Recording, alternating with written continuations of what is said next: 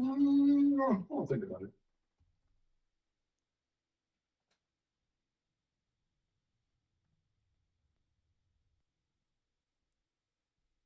So I had to uh, pay a little bit of taxes. And I love that, like on your ACH, it can be like, I want to dispute this claim. I really wonder, like, what happens if I dispute? Am I paying my taxes to the IRS? Oh, I owed the federal government a shit ton of money. Yeah, so not kind of such. It's bullshit, man. It's bullshit. Indeed it is. Indeed it is. It is a unpleasant little surprise.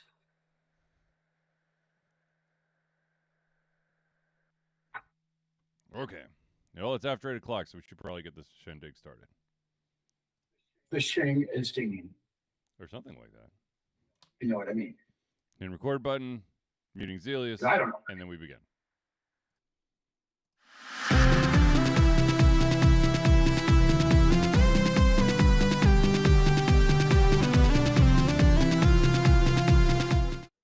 Hello, ladies and gentlemen. Welcome to another Disregard to Confusion Thursday night hangout. Zealeus. Yo, what is up, Mr. Alt Confusion himself? Ladies and gentlemen, of course, I am your host, Charlie, and I'm joined once again by the prolific Connor himself, Zealeus. Greetings and salutations. Yes, yes.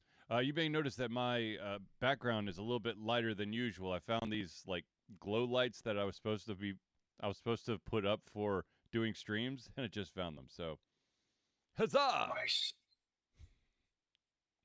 Hooray.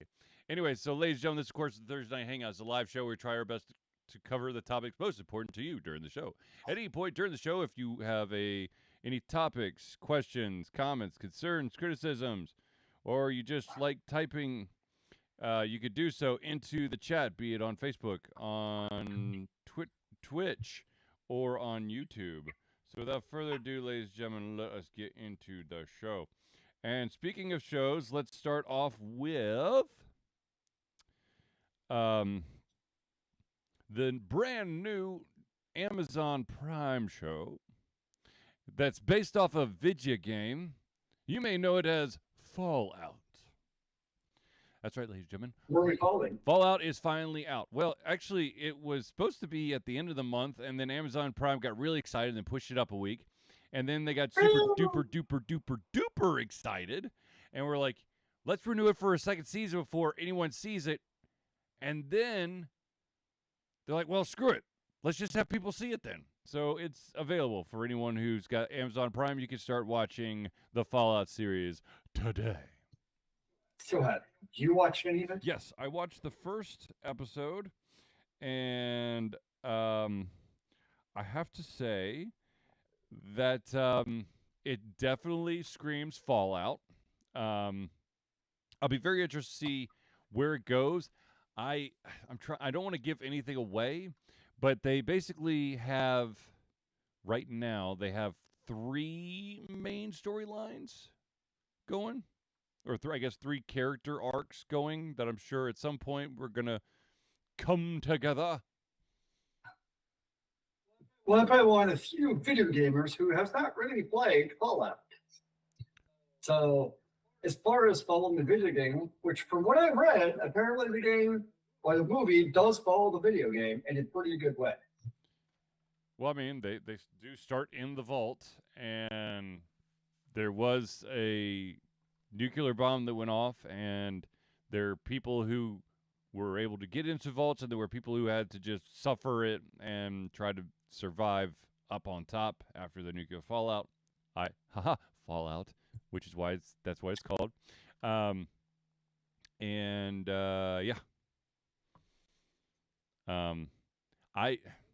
Yeah. Let's say it will be on my list to watch. There's so many shows on my list right now, but I will try to continue to watch that series to see where it goes. I'm very interested about one of the characters, but we'll see. We'll see. Nice. Yes. All right. Speaking of TV shows, let's talk about the fact that there is, the unfortunate passing of the manga artist behind Dragon Ball Z. And he did have a show that he helped create called Sandland. Now, if you have Hulu, the dubbed version of at least the first 7 or 8 episodes is now up on Hulu. So you don't have to go the subbed route if you don't want to.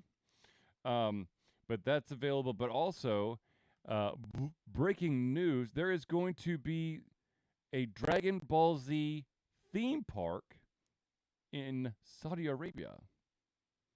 Wait, in Saudi Arabia? It is going to be 500,000 square meters featuring 7 different areas that recreate various iconic locales from the original series. So I guess, yeah, it goes, at this park, visitors will be able to join an adventure with Goku and pals as they enjoy the world of Dragon Ball from the very beginning of the anime all the way up through Dragon Ball Super. Saudi Arabia would not have been my first pick to go for theme park. Agreed. But that being said, I just want to make sure. Yeah, that's apparently where it says it's for now. Yeah, I don't think that's going to draw me quite to the Middle East. Yeah. There will be over 30 attractions at this theme park, which, to be honest, I think would be really cool to see. But I don't think I would travel that far for a theme park. I still personally want to go to Hogwarts and go get a butterbeer from Hogsmeade. Ah, yes, and I would. That's I would, I don't know what I would do there. To be totally honest with you, just wait until it's trivia. Just wait until it's Harry Potter trivia night at Battle and Brew. Then you can get yourself a butterbeer. I don't know if they've had one since that one. That night was nuts. I think it was the busiest B&B's ever been was that night. Yeah. I don't know if you saw, but their Marietta location, or I know it's Marietta, but their Battery location opened up. Yep. I need to get over there to check it out. Indeed. Maybe in an ultimate fusion future. Yes. Okay, so speaking of Ultra Confusion future, I know that if you were following on social media this past week, I did reveal some sad news. We were going to have a panel, but somehow none of the emails that asked for verification of time and place, date and time, actually got to me. Only the email rescinding the offer for us to host a panel was actually received to my email account. So we will not be doing Video Game Change for the Good ? At MomoCon because my email address or my inbox decided to screw everything up. So Ultra Confusion. Technology! Shouldn't you be smarter than that? I know. So Ultra Confusion will only be there as media. Remember that this year's MomoCon is a little different than in previous MomoCons. It's going to be Friday, Saturday, Sunday, Monday instead of usual Thursday, Friday, Saturday, Sunday. But hopefully I will see plenty of people out. I know that Noodle Boy Media is not going to be there, and I just found out today that Hero Chiropractic will also not be there. So 2 of our good buddies that we always hang out with will unfortunately be absent. Because people not being there, that is very sad. Indeed. Now, let's talk about some exciting news instead of sad news. How about that? There is a rumor that's going around right now that there is currently in the works a live-action rated R Teenage Mutant Ninja Turtles movie in the works. Yes. Violence. I want to see lots and lots of maiming and shredding of things. To be honest with you, I would be down to see like a darker side of the Teenage Mutant Ninja Turtles. Yes, it's kind of fun that they have their goofiness, but that's not to say that you can't still have, that campy goofiness of the Teenage Mutant Ninja Turtles, but it would be interesting to see them, like, I don't know, like actually more violent and maybe actually use their weapons. Because if you notice, they in like the early movies and the TV show, they very rarely actually used their weapons. It was more like karate. I just see Leonardo like chop somebody's head off, like how Angel actually stabs people and actually see like blood gush out.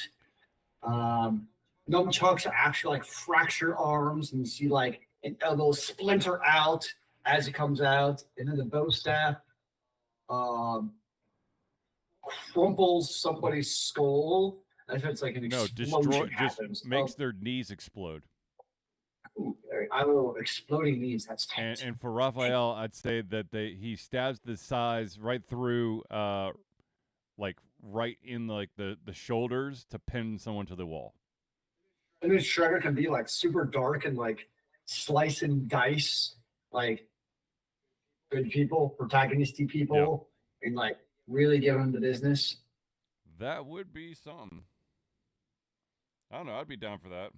But then again, I don't know. Change. I think that there's definitely quite a few cartoons, like kid cartoons, that I would love to see be, a rated R version, just to see what would be. And I think Teenage Mutant Ninja Turtles would be an interesting one. He-Man would be a good one too, I think, in my honest opinion. I can see that. I had another one on the tip of my tongue. Now I can't remember what it is. My Little Pony. No, My Little Pony, R-rated My Little Pony. I don't know. I can't see. It might have a furry bent to it, if you know what I mean. I guess, gratuitous sex scenes. That's just weird. That would ruin a lot of people's childhoods. No, I think, damn it. I keep having this one that keeps popping in my head, and then as soon as I open my, how about a rated R G.I. Joe? As my voice cracks. Well, you had at least one X-Men, and it worked out really well. Yeah. That's what I'm saying is, like, if when it comes to, like, Teenage Mutant Ninja Turtles to keeping some of the campiness, I mean, look at Deadpool. Deadpool's rated R. He keeps a shit ton of campiness and silly goofiness and gratuitous violence. Speaking of gratuitous violence, if you have access to Adult Swim in any shape or form, I highly recommend that you check out Ninja Kamui, which is an amazing anime with a killer opening theme song by the group Cold Rain. And it is lots of violence, and it's ninjas and technology and revenge, all wrapped up into a nice little present for everyone. That's like the perfect kind of anime. It is phenomenal. And if you have Crunchyroll and you're looking for, that kind of the same. Well, I don't know about revenge, but definitely lots of battling and violence. You got to go with Solo Leveling. Is that good? I see that. It's like, because it's always like on the front page of my Crunchyroll page. It's like, go watch Solo Leveling. It's good. I actually got, I think I already said this on a previous episode, but I got into the graphic novels, the manga, whatever you want to call it, of Solo Leveling, and I was like, man, this would make an amazing anime. And then Crunchyroll goes, we're making an anime. Speaking of Crunchyroll and animes, though, another manga that I got into that I was like, man, this would be great if they actually made it. And I think the reason why they made this anime is kind of in part because of the new resurgence in all of the fandom and excitement around the Godzilla movies. There is a TV show that's actually coming out starting, I think it's tomorrow night. I think it's when it drops. Or no, in 2 days. Sorry. So Saturday. Saturday it will drop. It is a show called Kaiju Number 8.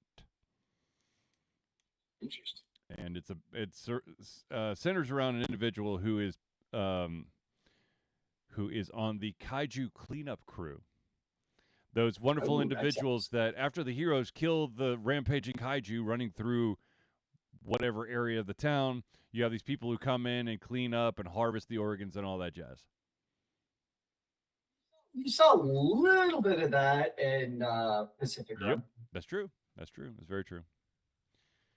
So the funny thing about Crunchyroll, because when I watch anime, this is just me. I want to watch like the goriest, violence, like anime, because you can't really watch too many shows of just like over the top violence. So it's like anime is an easy way to get that content. But I found that there seems to be like a correlation between we can have over the top violence. You know what that also means? We need over the top sex and other things going into it also. Yeah, well, I mean, like, if you're going to open up Pandora's box, you got to let everything out. That's exactly what I've noticed. Like all the super violent ones I've seen are also like, I need to close my blinds. Yeah, that's true. There's one anime that what is it called? Goblin Slayer, that you definitely can only watch with mature audience. Definitely not something to put on with kids potentially walking around the house. Yeah, I would definitely say so. I've seen the first season of it. I mean, it's entertaining, definitely entertaining anime. There's no one I watch. I'm trying to remember what it is. Where's my history? That's also a good violent one, but Freezing is another one. Yes. But again, it's just like, okay, well then. Yep. Okay, so speaking of Crunchyrolls, you might remember, I believe it was maybe late last year, or maybe early this year, that Crunchyroll and Funimation were coming together to coexist, as it were, to merge. I remember that. Now, of course, it's been many months since that announcement, and there are Funimation anime that is on Crunchyroll now, but unfortunately, the last report is that there's over 190 anime that was on Funimation that has not made the transition over to Crunchyroll, which is kind of weird to me. Maybe it's just sitting on different servers and they have to, like, I don't know, physically transfer the servers, but it's not like Crunchyroll added, like, they don't have like their own little. Actually, you know what? It's probably the opposite. Funimation is notorious for throwing a Funimation kind of like visual screen up, and before all of that they show all their anime. So I wonder if it's just the process of having to remove that from every single anime before they can show it on Crunchyroll. But anyways, there's over 190 anime that still is not available on Crunchyroll. Some of them are very good animes, but you just have to, fingers crossed, just wait, because it's just not there yet. Did they say, like, are they bringing them all over? It's just taking more time than we might like? So, from my understanding, there hasn't been the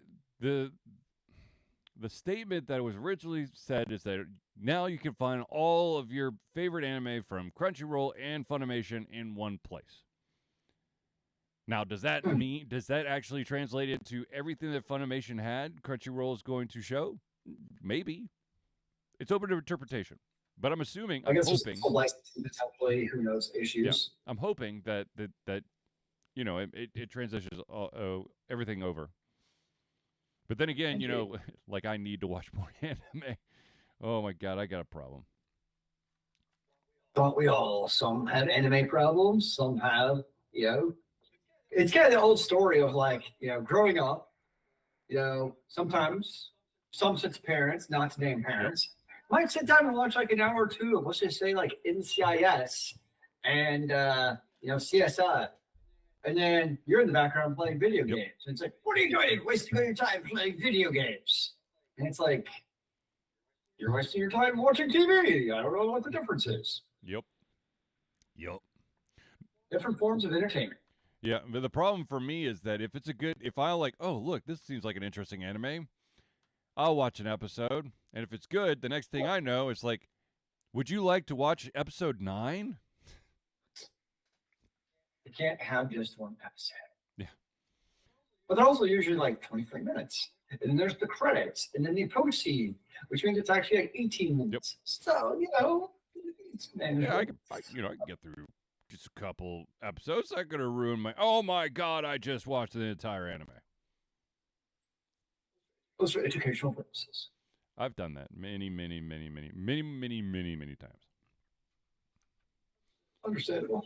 Okay, so for those out there who have still play on your Nintendo 3DS, or if you want to go really not ancient because it's about the same, I think. If you still play on your Wii U, you may notice that your online connectivity is now gone. There was actually a TikToker who was live streaming as the time was cutting out, and they were in the middle of a Mario Kart race on their 3DS, and then all of a sudden it went boop, connection lost. Oh. So it wasn't one of those, you keep going as long as you're still connected. They hard shut that shit down. But it's been a known thing. It's not like it was a surprise. Oh yeah, no, yeah. It was. I mean, it was very obvious that they were sunsetting that stuff. I mean, they're already talking about the Switch 2. So yeah. The 3DS and the Wii U are way in the background now. So speaking of Nintendo, so with iOS, Apple's phone, they are going to loosen up. We don't know what that means, right? But they're going to loosen up the ability to install emulating video game software. Like right now, it's a no.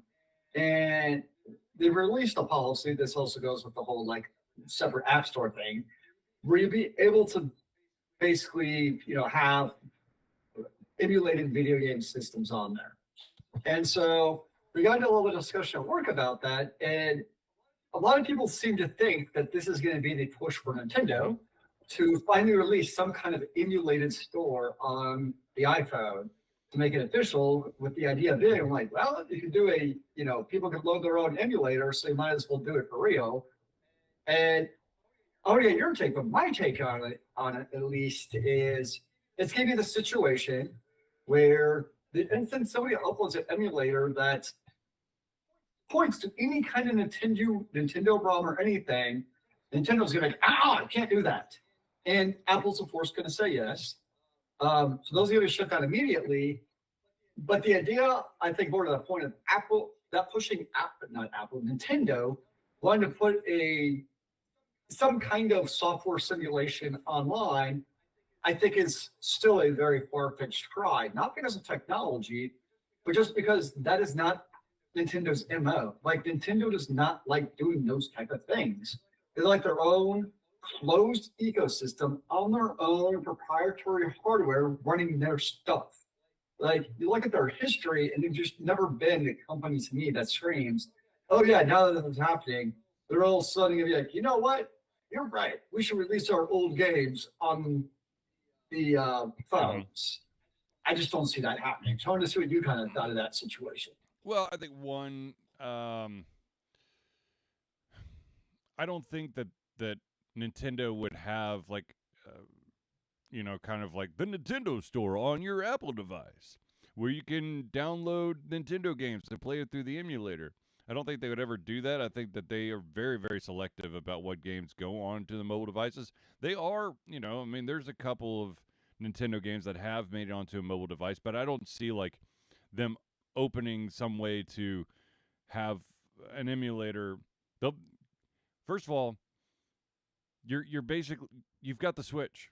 It's a handheld mobile. Yes, is it? Well, I would say that, is it bigger than your phone? Probably, but then there are those people who have gigantic ass phones now because the screen's too small. So, but no, I don't think Nintendo would bite at that. I think that Nintendo likes the way the Nintendo does things, and so Nintendo will continue to do Nintendo things. That's how Nintendo rolls. Let's see if I can say Nintendo a couple more times, because Nintendo. Now with Nintendo, do you think the Nintendo Switch 2 is just going to be a iterative design and not anything actually substantially different? Or is it going to actually like throw us a total curve and the Switch 2 is a, I'm just making it up. Yeah. It's really a VR headset and nobody saw that coming. You know, I think because Nintendo has kind of I don't think that they would go VR headset. I don't mean VR, I didn't cool. mean VR specifically. I just mean something out of left field we didn't see coming. You know, I think, you know, I to be in my honest opinion, I think that we're going to get like a more powerful, more souped up Switch. It's going to be the Wii and the Wii U, but hopefully not that terrible of a you know, that crappy of a difference. I would be very interested to see their take on, do they keep with those joypads, the Joy-Cons, or are they going to do something different? Because my Joy-Cons, I'm just regular gaming on it, and some of them are starting to act a little weird. Thankfully, I have 4 of them because Mario Party only you could play up to 4 players, I think, on Mario Party. However, each one has to have its own Joy-Con, which is bullshit because I have 4 Pro controllers that I was like, oh, we'll just do it that way because the Pro controllers also have the gyro and rumble and all that shit. But no, you have to have the Joy-Cons in order to play Mario Party. You can't use the Pro controller at all? Not at all. That's just dumb. Yes, I totally agree. Totally agree. I got so excited because I was like, all right, boys, we're going to sit down, because I got it one day just on a whim. I got it for the boys for a change of pace, and then I found out that only me and one person could play because at the time we only had 2 Joy-Cons. That's so silly. Yes, very silly.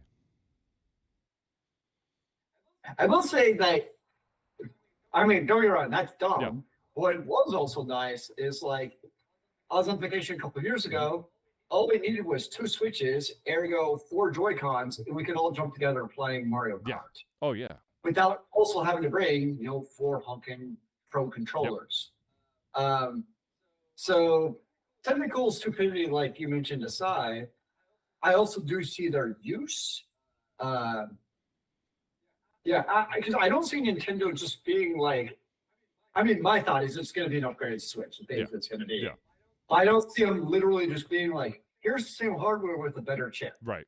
Like, it's going to be something else.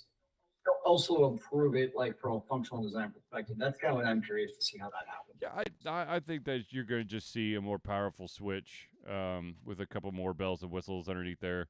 Maybe, a couple redesigns, maybe a slightly bigger screen. But I can see them all being OLED out of the cage. Yeah, absolutely. I think that's a given. Yeah. That'd be pretty. Yeah, VAR party. But yeah. Okay. They still have cartridges. What are you gonna? How big of an upgrade are you gonna do for the memory, the internal memory? I don't know. I mean, I'm just wondering if they're just gonna have, a digital, or maybe maybe they have like kind of like the PS5, where it's a digital only version or a console or a disc version. Although it's a whole lot different with a handheld device versus a console. Yeah, I think if you're gonna go,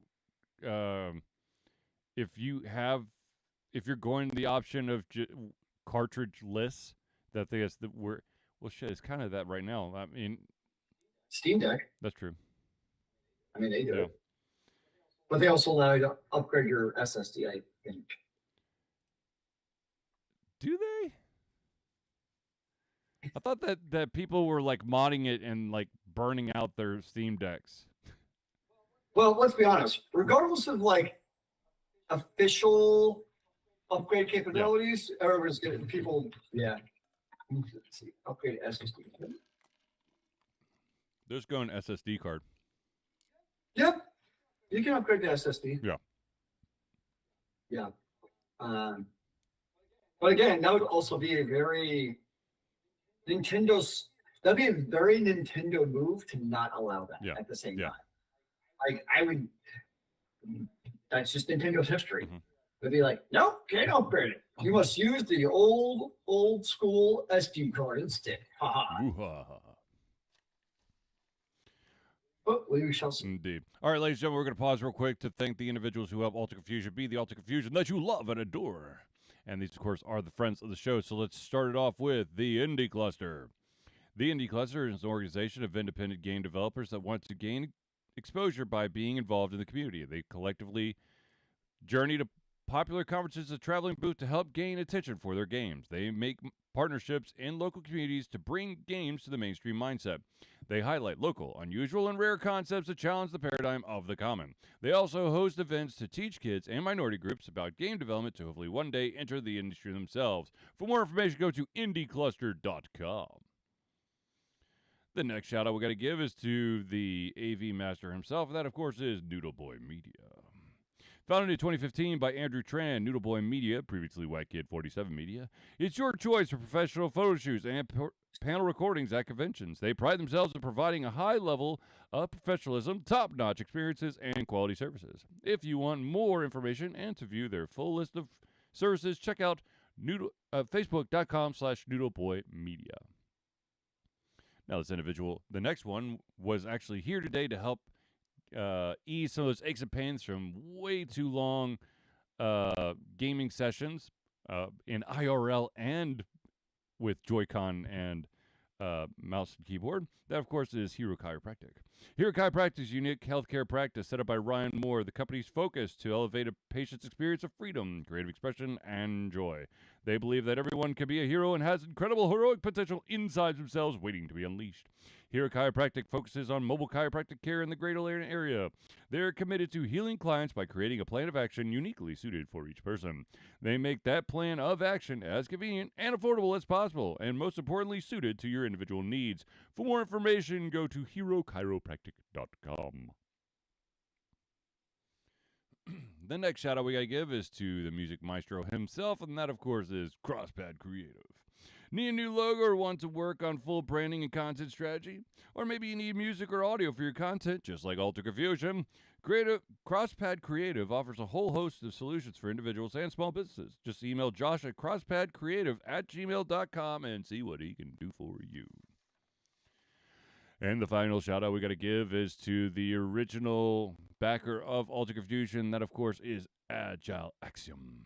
By day, Axe leads both the development team and system administration team working with satellites at NASA's Goddard campus. But while not in meetings and many times during, he is the Agile evangelist Agile Axe, championing the philosophy of Agile and trying to make the world a better place for software developers, testers, system admins, and software projects the world over. Decades of experience in software development and leading Agile teams are brought to bear against evil processes, inefficient work, and bad habits. For more information, go to agileaxiom.com. And also remember, he does have a very nicely done book all about the world of Agile. All right, ladies and gentlemen, I know that you are now dying to know, how do I become a friend of Alter Confusion? Well, it's quite simple, my friends. Alter Confusion survives on the love and support of fans like you, and so we have a Patreon page. Patreon lets you, the fans, lovers, haters, demigods, interdimensional beings, gods, demons, aliens, werewolves, mummies, vampires, swamp creatures, supporters, and more to become active participants in the work we love through a monthly membership. This gives you access to exclusive content, community, and insight into our creative process. In exchange, we gain a bit more freedom to do our best work and the stability we need to build an even stronger creative career. We currently have 2 tiers. You have the $1 tier, that's $1 a month or $12 a year tier, and what that gets you is early access to all of the playthroughs, as well as the ability to participate in patron-only posts. Now, if you're feeling extra frisky and you want to actually be called out and recognized as a friend of the show, you could go to the $5 a month tier. That's $5 a month or $60 a year. Gets you everything at the $1 tier, but also puts your name or organization added to every single friend of the show of the Thursday Night Hangouts. So if you want to become a patron of Alter Confusion, go to Patreon. That's patreon.com/Altered Confusion today.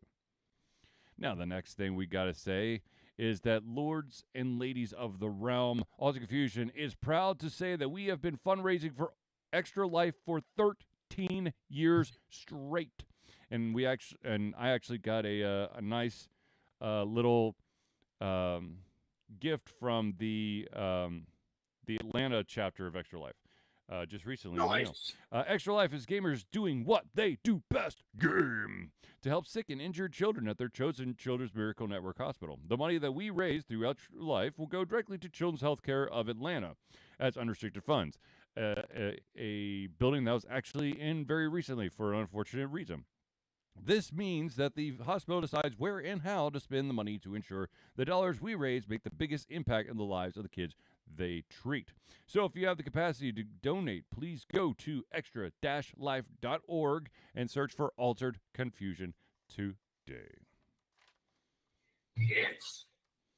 Now, the unfortunate thing, I will just briefly say that I had to take my son to the hospital 2 weeks ago, and we were at Children's Healthcare of Atlanta, and they treated us very well. So, ta-da. Nice. All right. Let's get back into it. The next story we got to talk about is that in the end, ladies and gentlemen, cheaters never prosper. Apparently, a very well-known Call of Duty professional gamer has now been permabanned when it was discovered that he was using illegal tools to help him bolster his abilities in-game. It sounds like it just needs to do a better job of not getting caught. Zealeus, we do not support that type of behavior. Don't you know, if you ain't cheating, you ain't trying, sir. Well, I think that's the college sports philosophy. Well, I mean, we watch college sports. Yes, but we're not actually college athletes. We're not the coaches. Anyways, look, if you are going to be a professional for gaming, I'm sorry, but practice makes perfect. And if your skills are slipping, maybe it's time to change to a different game. I know, man. I just need that little edge that I know I had at one time in my life. Digital roids. Yeah. Ooh, digital roids. I like that term. Yes. Well, and also, you're playing an online game against people in real life. Yep. Like, everything's also there for everyone to tear apart and see exactly what is happening. Yep. And here's the thing. Because you are probably streaming or broadcasting your screen, and if you have anything that is assisting you illegally, there is always going to be that chance you're going to fuck up and accidentally alt tab and have it featured, which is exactly how I think it was a Counter-Strike Pro like a couple years ago. It turned out that they had some hack going on in the background that allowed them to shoot through walls and highlight people even if they weren't visible. Yeah, he was just that good. Oh yeah, I'm sure. That's exactly it. No. So yes, cheaters never prosper. I do not feel any pity for this individual for getting a permaban for being a professional gamer and utilizing illegal tools. Athletes cheat all the time and you only get banned for a couple of games. Unless you gamble. And then you get banned for life. Well, it depends on what you gamble on. If you are gambling on your games, then yeah, that rarely happens. Right now, we're seeing a lot of people gamble on other games and still get banned because they do it at the wrong location. No, well, apparently there's a new controversy coming out in the NBA. There are certain players who are like the minimum wage guys who know they're never going to be the superstars, so they are placing bets on insane prop bets. Some of them involving themselves, it's 9-1 odds that this guy doesn't attempt a 3-pointer. So guess what? The guy doesn't attempt a 3-pointer the entire game. Nice. Yeah, that was like the old, especially was like boxing. Yeah. Was notorious for throwing matches for that exact situation. Tennis players, before they started actually making money, yep, were definitely known quantity. So I also think it's harder to do. I know we're on a tangent now, but I also think it's a bit harder to do in team sports because it's team sports by nature. It's also like somebody throws you the ball a couple of times, you're wide open for a three, you don't take a shot. It's like, you okay, brother? No. You just pump fake and then you decide to pass it. That's what you do. Or you put your foot on the 3-point line so it counts as a 2.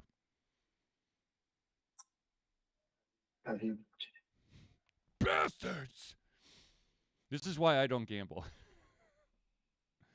I've only been to a casino once. I came out a winner, and I will rest on that. I will not tempt fate. You can retire a winner. Yeah, I can retire a winner. A $416 winner, baby. Nice. Okay, so let's talk about something completely out of left field. Since we were already on a tangent, let's go further on a different type of tangent. As many of you know, there is this thing called space. It's right outside our planet's atmosphere. And there is this humongous space station up there called ISS.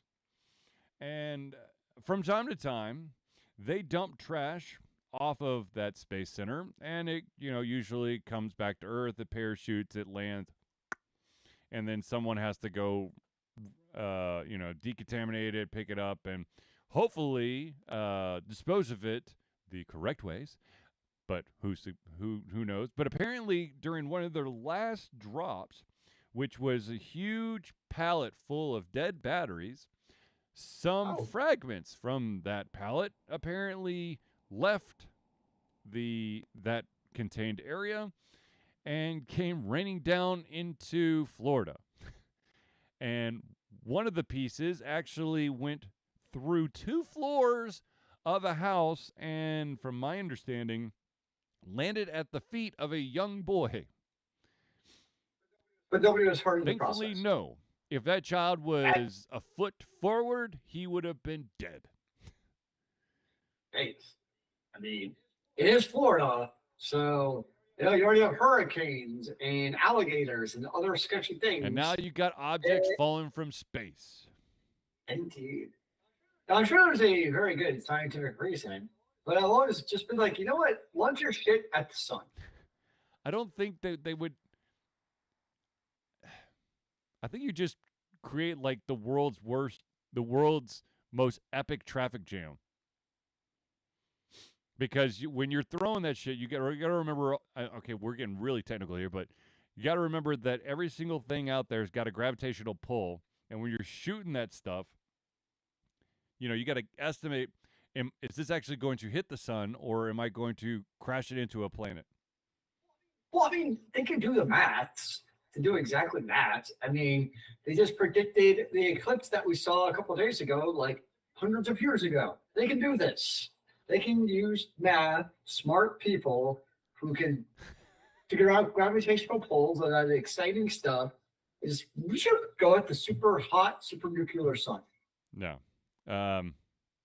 It's got its own super strong gravitational field, or so I'm told. Yes. No, speaking of eclipse, did you actually see it, Zealeus?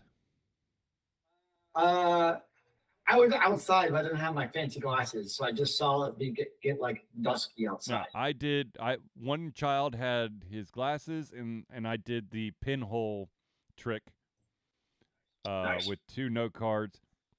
For those who don't know what the pinhole trick is, you get 2 note cards. With one of them, you take like a thumbtack and you go, making this very itty-bitty little hole. Then you hold one card down and then the other card up where the light is coming through the hole and broadcasts onto your first card. And as the eclipse occurs, you can actually see the eclipse on the card.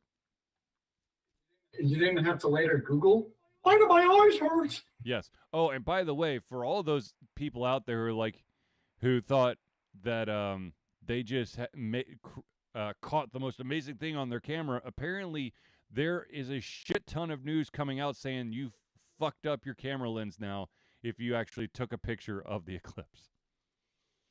Nice. So cell phone manufacturers. I'm assuming that if you are actually anybody out there who is in the stock trade, I think I make a prediction that the cell phone create manufacturers are probably going to see an uptick for a little bit as everyone has to replace their phone that took pictures of the eclipse. So you're saying is we make a prop bet based off of the eclipse affecting the cell phones. Exactly. Nice. I think we're on to something. But yeah. Okay. No, I did not take a picture of the eclipse, so I did not get to learn my phone camera. I took a picture of what was created by the pinhole and not a picture of the actual eclipse. So both your eyes and your phone's eyes were all protected. Yeah. Though I will say, because I have children in elementary school, so I had to read up about the stuff because they got to stay home from school for the eclipse right after spring break. That was a lot of fun. Yeah. Anyway, and so I got to read up about a lot of information about that stuff. And apparently, if you pay attention, animals act really weird during the eclipse. Certain insects will stop making noises during the eclipse. So, yeah. Actually, my favorite was actually following the online tracker, sitting definitely down a rabbit hole. Because, like, the online trackers, and they have, like, the archivals throughout the year, so you can see, like, how the overlap. And you can actually see, like, where the Illuminati comes from via the trails of the eclipses. Just be thankful because I think in a million years, the moon will have moved too far away for us to actually have eclipses anymore. By then, though, we're going to have like a giant space elevator that's going to grapple onto the moon and get it back in place. So that's all. We're going to lasso that bitch and pull it back. That's what I'm talking about, man. Well, apparently, it moves away like a foot and an inch or something each year. So eventually, the gravitational pull of the Earth will not be enough. It'll just go off on its own. So we would also have no tides. Yeah. Not either. We'll have to get a secondary moon. An artificial moon, damn it. That sounds like an anime. I'm pretty sure that is. Because inside the moon, it turns out, this is a giant kaiju waiting to destroy us all. Actually, I think that is an anime. I think that's exactly... The moon is actually an alien egg waiting to be unleashed. We'll just have to get the Helldivers to go after it. Yeah. Have you played that anymore? I love it. Not as much as I should. I'm back onto Final Fantasy 14. I'm trying to get one of my DPS characters up to level 90 before Dawn Trail officially comes out. Right on. I actually picked up a game. It was a free game, and it was, as the name suggested, a short adventure. It's called Sheepy, a short adventure. You are a sheep, and I have to say that I enjoyed the shit out of it. I really wish there was more. I thought you were just going to end that in your sheep.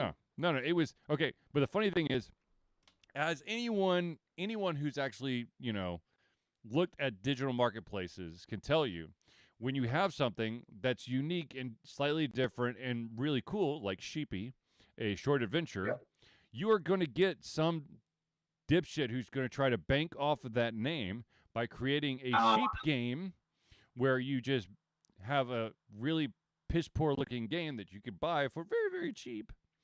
And you're just a sheep that just jumps around and I think eats grass or something.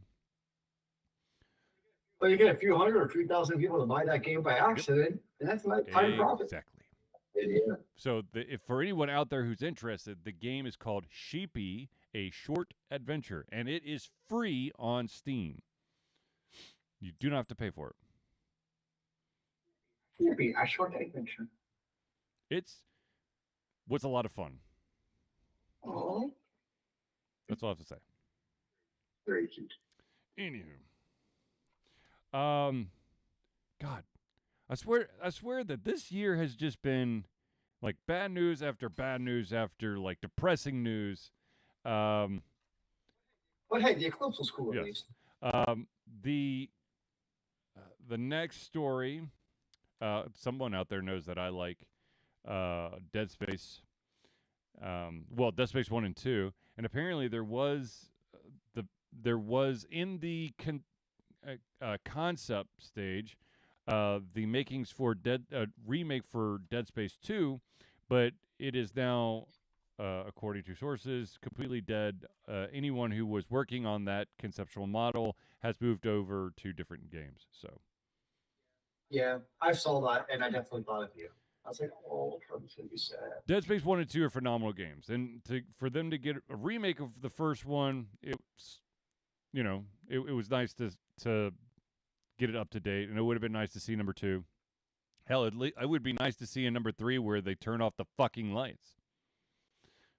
It sounds like a mod waiting to happen. Exactly. We call it Nightlight.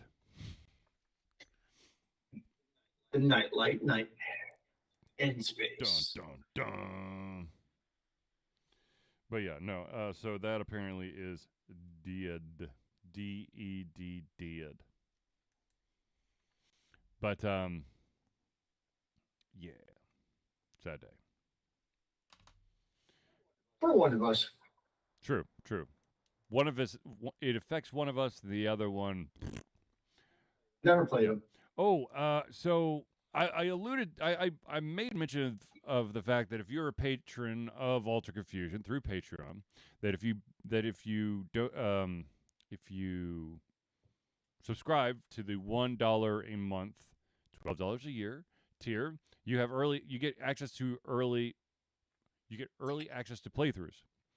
Yep. I'm about to post a second early access playthrough, so those patrons out there will have access to not one, but 2 early access playthroughs.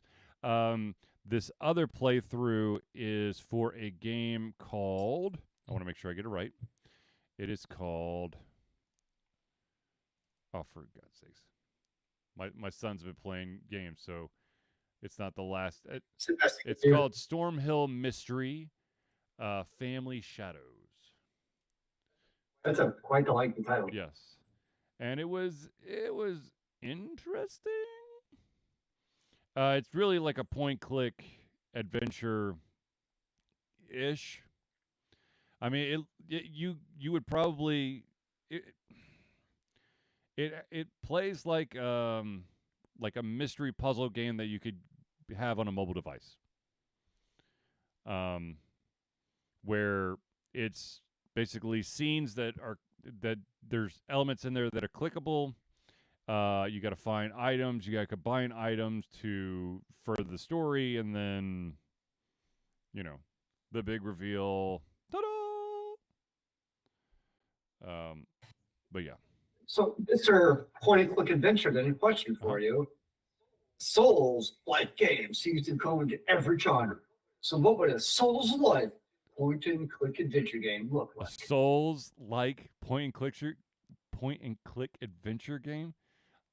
I say it seems to be all the rage. Be like, just make your game Souls-like. First of all, what up, Nakamoto? Second of all, I guess you would have to time the clicks to interact with the objects at the right time. I don't know. Extreme. What are they? Extreme puzzle solver. Yes. Instead of collect 3, it's now collect 4. Oh, match 3.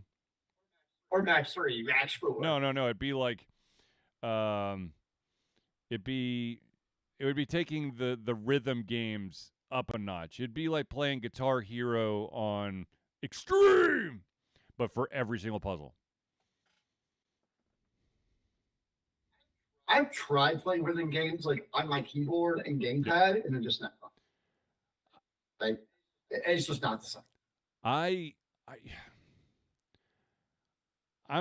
love music. I know that for the most part I have rhythm, and I'm on the beat. But because of the different type of hardware you have and the different systems and what the systems are going through, there's always going to be an offset, and it takes me so effing long to get the offset correct that unless I really want to play the game, I will give up on that game before it actually gets difficult.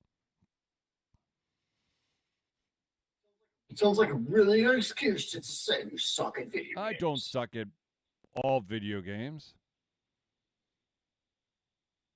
Not point-and-click adventure games.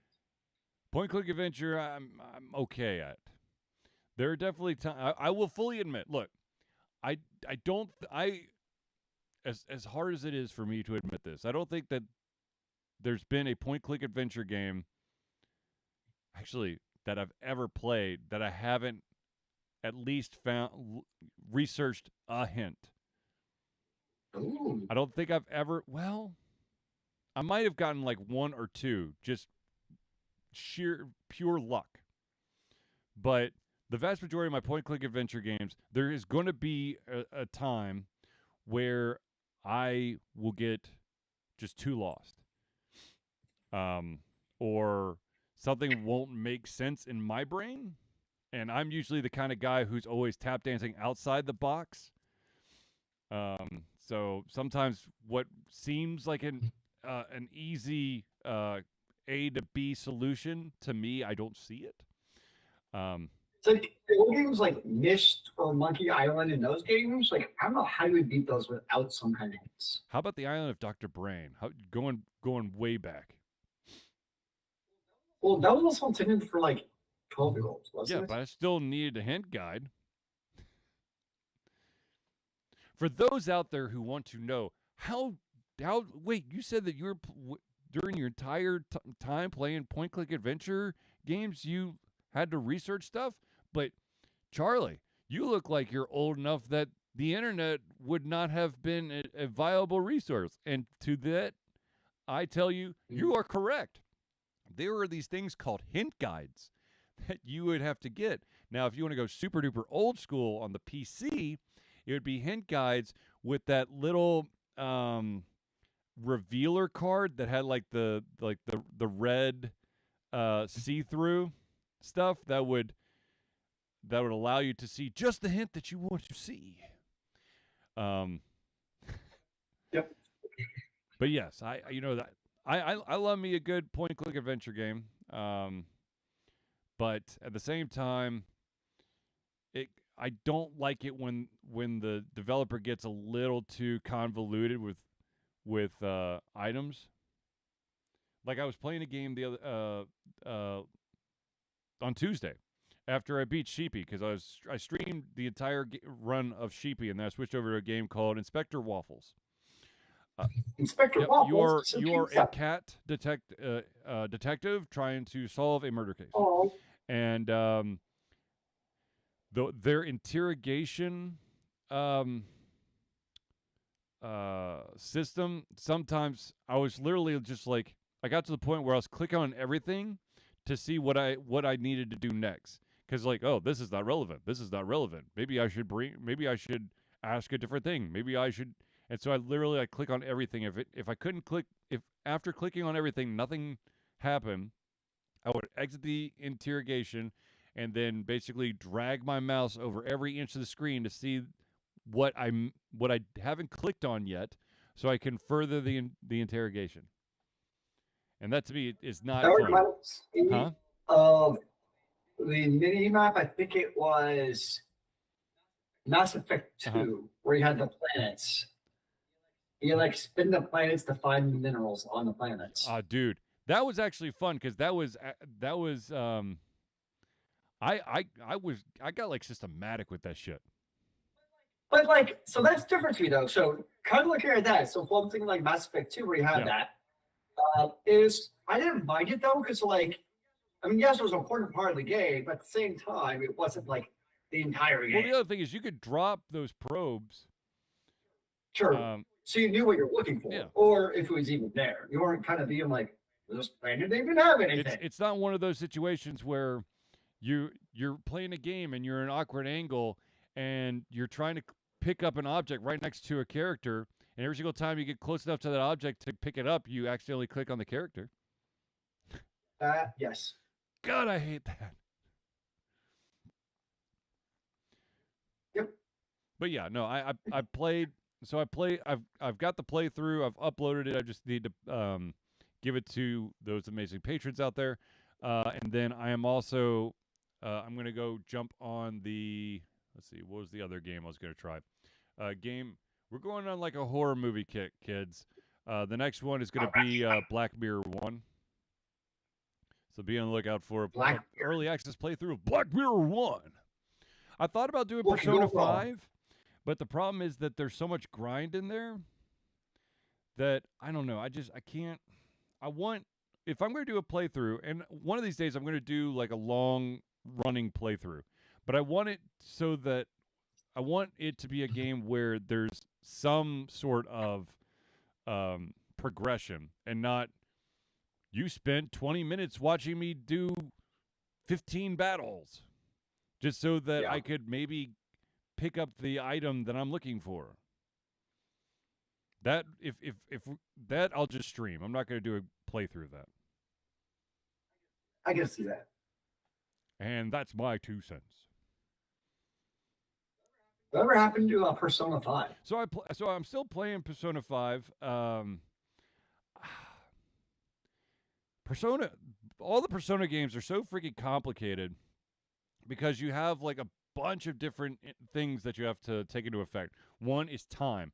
Time is finite. The calendar and clock do advance, so it's not like you can just grind forever. But also, you have to make decisions during certain days of the week in order to power up your academics, your luck, your charm. You have to build relationships with different people, and when you level those up, it gives you extra abilities for that type of persona, because persona is the creatures or monsters or whatever that you fight with. And in all the personas, all the characters, minus yourself, have a single persona, and that persona levels up with the character. But for the main character, you start with one persona, and then you basically allow other personas to enter your heart. And then you brutally fuse the shit out of them to make more powerful personas. That was during those fusing sessions, some of their skills might go to the fused results, and it just gets really. I mean, it's it's potion making, or if you're if you want to do a Zelda, it's the cooking. I've got this ingredient. When I combine it, 90% of the time, it's going to create this one. But if I do it in a certain order, it will inherit this skill. But also, you have to take into effect that the persona that you're creating also has a special type. And if you have not met a friend who has that type, you don't get any bonus off of that fuse. However, their personas will basically max level, or they won't max level. They'll keep leveling up, but they won't gain new abilities after a certain point. So you have to fuse them. It's just like, oh my God, it's so stressful. It sounds super complicated. So complicated. I'm stressed out just hearing about it. So, long story short, I am going to be waiting for. Oh my gosh, I always butcher this name, but I'm going to try for it. Why not? The Euden Chronicle, 100 Heroes. The Kickstarter that I did. I was playing the closed beta for those who kickstarted it. I just got the notification, I think last week, to put in my mailing information so that I get the physical copy. And I know that there's a huge thing that's happening right now with people getting really pissed off because people are having to pay shipping and handling for the game for their purchases, when apparently way back in the day, in the early days, someone who was running that Kickstarter had said that shipping and handling would be covered by the company, and it's not. It is the Kickstarter, the one who kickstarted, pledged, are having to pay additional fees to actually get your game. Which it's not astronomical. I mean, well, it might be astronomical for certain regions, but for me, it was like $9. So I'm like, oh shucks. Means I won't be spending those $9 on a mobile game. But I can also see people being annoyed that if you're promised one thing and you don't get it is not cool. So it kind of looks like, I mean, I know it's part of the description, but the screenshots and stuff definitely look like a very old school JRPG, collect 100 heroes. 108. You might be too pissed off. 108. Oh, it sounds like Suikoden. Yes, it is a spiritual successor to Suikoden. I didn't think you're playing Suikoden anymore for that reason. I will not try to. I am not going to be a completionist. I am not going to try to collect all 108. Okay, you sons of bitches. And they're not trying to collect the stars of destiny, which is what the 108 are. But from my understanding, it's it plays like Suikoden, which I'm totally fine with. I never had a problem with. It literally was. You just have to. You can collect them if you want to. It's not the only thing that you get a different story. You get the perfect ending, which. It depends on what your idea of perfect is, but still, it gives you a slightly different ending if you actually went through all the steps to gain all the people. But if you were missing, let's say, one or more, it was going to give you this one ending. So I gave up being a completionist a long time ago. Suikoden was the reason for it. It's kind of funny because, like, back in the day, like. Those days, the only way of seeing those endings was to actually do it yourself, right? It wasn't like you could just go online or get it in a disc from Nintendo Power. It's like, I was really the one way of seeing it. Whereas now, you beat the game, like, you know what? I'm curious what the superior ending looks like. I'm just going to go on YouTube and see it myself. Yep. Oh, that reminds me. I don't know why I didn't have this story written down. I don't know. Really, I'm confused as to why I didn't have this on my thing. But, speaking of getting the best ending, there is a game out there that I beat called Dredge, which is a Lovecraftian fishing game. Which I've heard good things about. And I beat the game and then found out afterwards that there's two endings. And I, of course, got like the world is over ending. And apparently there's one that's not the world is over. But news has come out recently that says that there is a Dredge movie in the works, which sounds cool. Except now, of course, everyone jokingly said, "But you don't fear it will not be about inventory Tetris." Yeah, good. Because oh my god, dude, like every 10 minutes in the movie, it just shoots like. I have to manage my inventory. Every 5 minutes, they go down into the hole and have to move all the octopi and all the fish around because they're all different shapes to make sure that they can fit everything into the hold so they can sell it when they get back to shore. And that's part of the storyline. You got to include it. But yeah, no, there's a rumor. It would be interesting. I mean, there is a really good story that's happening in Dredge that definitely is about the ancient ones. The ancient fish? Oh no, it's a Cthulhu. Speaking of, I saw that was a new Cthulhu that's on Kickstarter. It looks like Blame the Train. Speaking of the ancient ones or monsters and things that crawl at night, I'm currently reading Larry Correa's first book, Monster Hunter International. It's not bad. Not bad. I just finished a rereading of David Eading's The Belgaria. Ooh. Now, the very classic, I am a farmer and I'm now the most powerful person in the world type of book. I will say that there's a series that Larry Correa has has written Monster Hunter International is very, very popular, but Son of the Black Sword is also really awesome. That sounds dark. Actually, what's the name? That's not the name of the series, is it? I think it's just the name of the first book. Anyways, but yeah, highly recommend you check that one out too. Nice. Oh, and by the way, longtime friend of the show, and one of Alter Confusion's favorite authors, Kendra Souter, is about to re-release some of her books, so be on the lookout for those. Very nice. Indeed. All right, ladies and gentlemen. Unless Zealeus has any closing thoughts. It is a beautiful day to be alive. There you go. So, ladies and gentlemen, I'd like to thank everyone for tuning into the Alter Confusion Thursday Night Hangout. For myself, Charlie, and Zealeus, it's been a pleasure getting ready to come our heads, our mouths, and of course, our hearts. We'll be back next Thursday. I will not. Oh, Yes. Thank you. I will not be here next Thursday.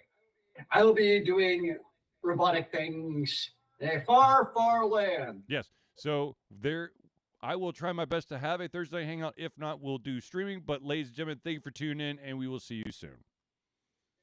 And remember, kids, keep on giving in the free Amen to world. that, brother.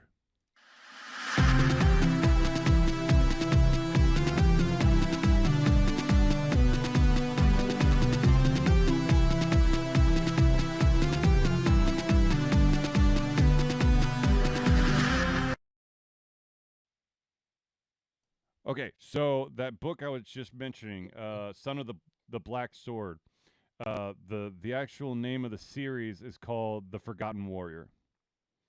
Nice. And it is phenomenal. I wonder how many books he's going to end up writing in that series, because I think he's got I think he's got 3 or 4 in that one. So I also love it when you say something and it causes your voice assistant to think you're talking to it, even though you're not, and it starts talking back to you. I'm like, no, I was not talking to you, you dipshit.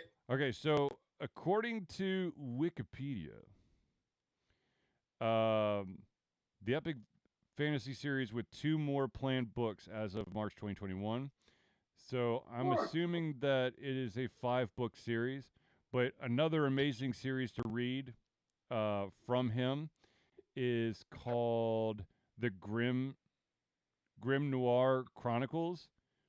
I listened to it on audiobook, but holy crap, I think once I'm done with Monster International, and then also after reading Kendra's books, I'll probably switch over to the Grim Noir Chronicles, and have that as I guess. Okay, question for you: if I'm listening to an audiobook, okay, yeah, and then I read it, is it considered a reread? Yes. Okay. 100%. Just want to make sure. I'm listening to an audiobook during my Yeah. walks. I absolutely hate it. It's the nature of it. Yeah. Which apparently it's a really popular young adult fiction. And yeah, I just hate everything about it. It is the very definition of we're going to literally just throw tons of English exposition at you. Because the whole premise is a character shows up, he doesn't know what's going on, and all he is a whiny little bratty shit face that I don't know what's going on, even though everybody else is in the exact same situation, doesn't either. But let's just ignore that for the entire damn book. And all he does is complain that everybody keeps looking for me, won't tell me anything. You know, and he has a secret, he won't tell anybody. And it's just an endless exposition. And it's just annoying because, like, I get it. You're in a world and you have to learn what's going on. But to me, good storytelling does it through circumstances and actions and stuff that's going on in the book. And that tells you about the world and what's going on versus it literally being, can you tell me about this? I don't understand it. And the other characters spend like 14 pages of dialogue telling you what you just asked.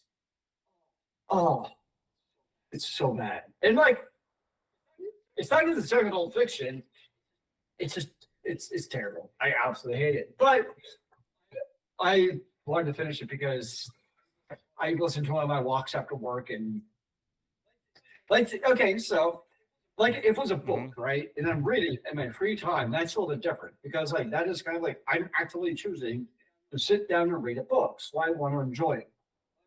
But if I'm just taking like a walk after work, I need something to endlessly use my brain anyways. So if it's a book I like or don't like, it really doesn't make a difference if that makes sense because I'm walking regardless. So I when once upon a time when I actually had to drive into work, Yeah. um, I would listen to. That's when I listened to all my audiobooks. And I will tell you that, and also when I was like walking around campus and stuff, because I worked at a university in Atlanta, and I still do. But but I will tell you this: if the reader, I don't know, there's certain voices that Mm. reader, oh buddy, if you fuck up my experience with the book, I think it's probably a little bit different if it's a book I've read before. Um, Okay. if it's a book I've read before, then I think I have a harder time dealing with someone poorly reading the book. I can see that. The Breeder's not bad. He's okay, actually. But I also did just come from what was a phenomenal reading of Mm-hmm. Dune. I still need to read that. Um, well, Dune, so the audiobook for Dune, the main narrator, he's Mm-hmm. amazing.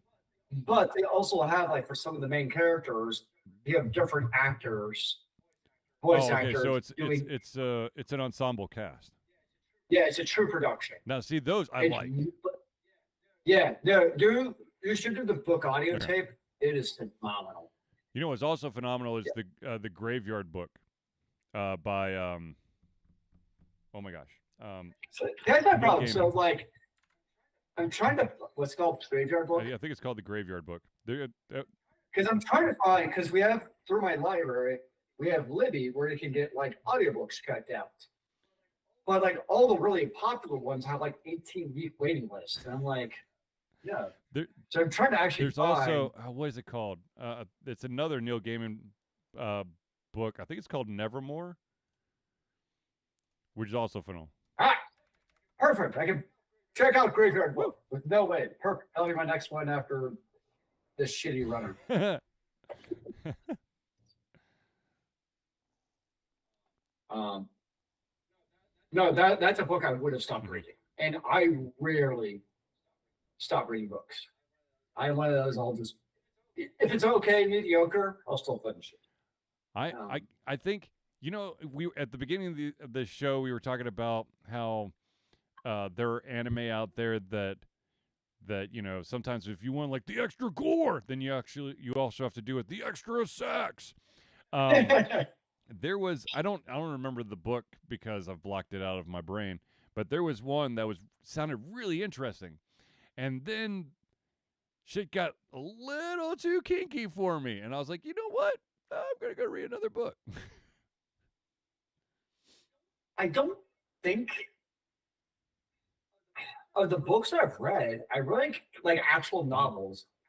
I can't really think of any. Like there might be like sex stuff because they're sexy time, but I can't think of any that really get like anime style, where it's like, oh, okay, like every 8 pages. Um, I really can't think of any books I've read. Like I know you mentioned that one Anne Rice one. Uh, like I can't think of any book I've read like that. Like The I don't Sleeping know. Beauty BDSM book.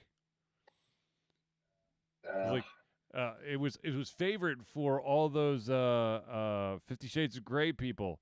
And let me tell you, the huge 50 Shades of Grey fan in my household attempted to read that Anne Rice novel and then was like, I can't. I this Did you actually give it to her for a yeah, it gift? was a Christmas gift. I thought I was doing something cool. You're so I thoughtful. know.